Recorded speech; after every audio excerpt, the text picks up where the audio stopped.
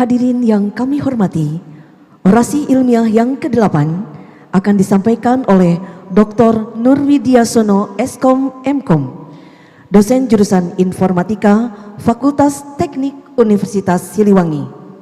Beliau merupakan lulusan program studi Dr. Ilmu Teknik Fakultas Teknik Universitas Udayana. Yang kami hormati, Dr.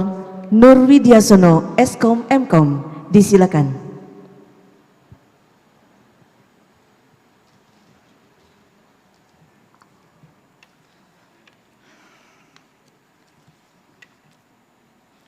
Bismillahirrahmanirrahim. Assalamualaikum warahmatullahi wabarakatuh. Yang terhormat Bapak Rektor Universitas Siliwangi beserta jajaran, yang terhormat Ketua Senat Universitas Siliwangi beserta jajaran, yang terhormat Bapak Ibu sekalian yang dimuliakan, mohon izin saya ingin menyampaikan kutipan dari naskah disertasi saya yang saya beri judul Peran Keilmuan Forensika Digital dalam Upaya Peningkatan Kesadaran Keamanan Cyber sehingga berkontribusi meningkatkan produktivitas dan kualitas layanan pendidikan tinggi agar menjadi unggul. Next. Pada layar ini saya capture pada tanggal 17 lalu ya, dari salah satu checkpoint.com ya. Ini secara sebenarnya kalau video realnya ini real terjadinya serangan secara harian ya. Next. Nah, kalau yang ini adalah dari Honeynet BSSN yang saya capture selama 1 tahun terakhir, bahwa serangan yang terjadi di Indonesia itu yang paling tinggi adalah serangan malware. Ya. Di sana Indonesia menempati urutan pertama.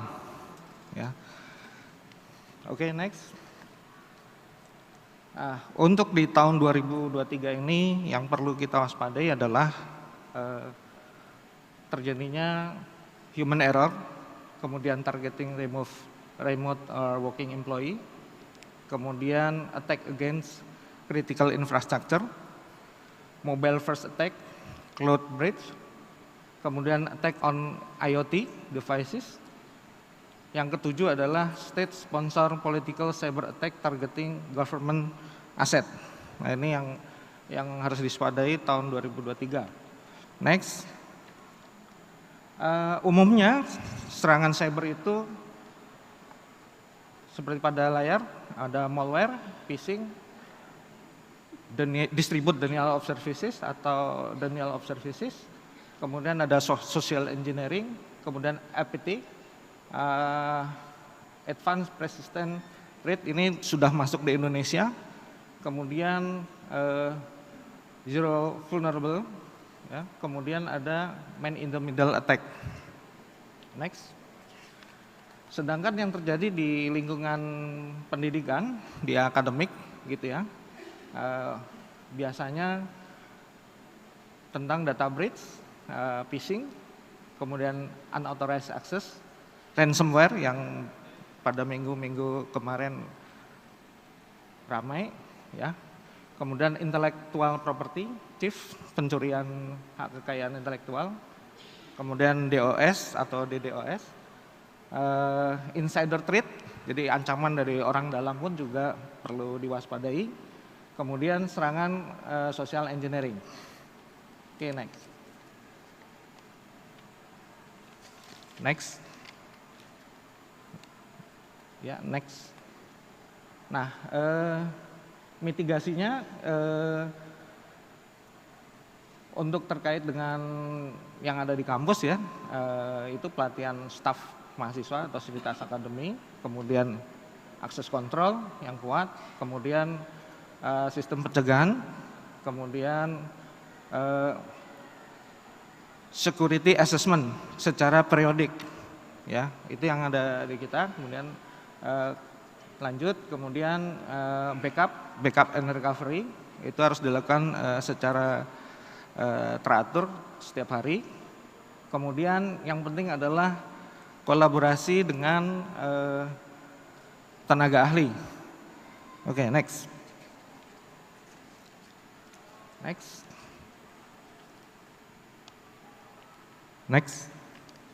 Nah, apa itu forensika digital? Jadi forensika digital biasanya lebih sering dikenal dengan komputer forensik.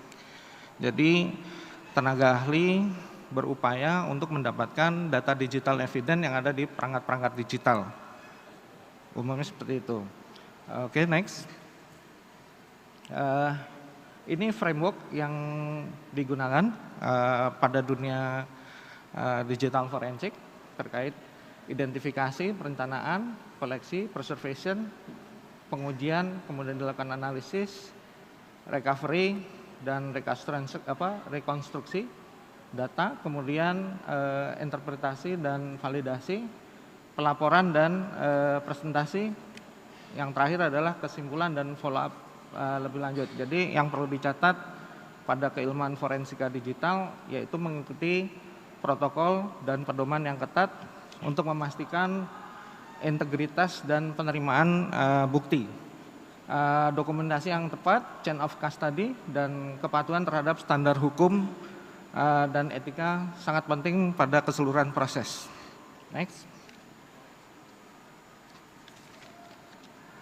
Terkait dengan keamanan cyber, kesadaran keamanan cyber, jadi mengacu pada pengetahuan, pemahaman, dan perilaku proaktif individu dan organisasi dalam mengenali dan mengatasi ancaman dan risiko keamanan cyber.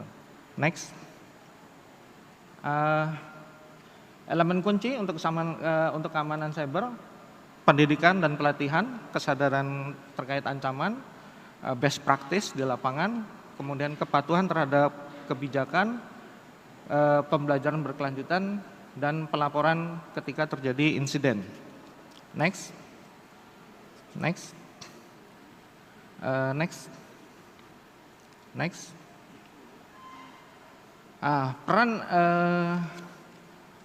Peran forensika digital ya ini terkait dengan investigasi dan pencegahan pelanggaran akademik. Yang kedua, meningkatkan tindakan keamanan cyber. Yang ketiga, menyelesaikan sengketa kekayaan intelektual. Yang keempat, data recovery yang hilang dan menyelidiki kejahatan digital. Kemudian mendukung platform e-learning dan pendidikan dan support smart campus ya. Yang terakhir adalah meningkatkan manajemen sumber daya digital. Next. Penerapan forensika digital pada pendidikan tinggi yakni membantu menjaga integritas akademik. Kedua, melindungi aset digital. Yang ketiga, mencegah dan menyelidiki kejahatan dunia maya serta meningkatkan produktivitas dan kualitas penawaran pendidikan secara keseluruhan. Oke, next.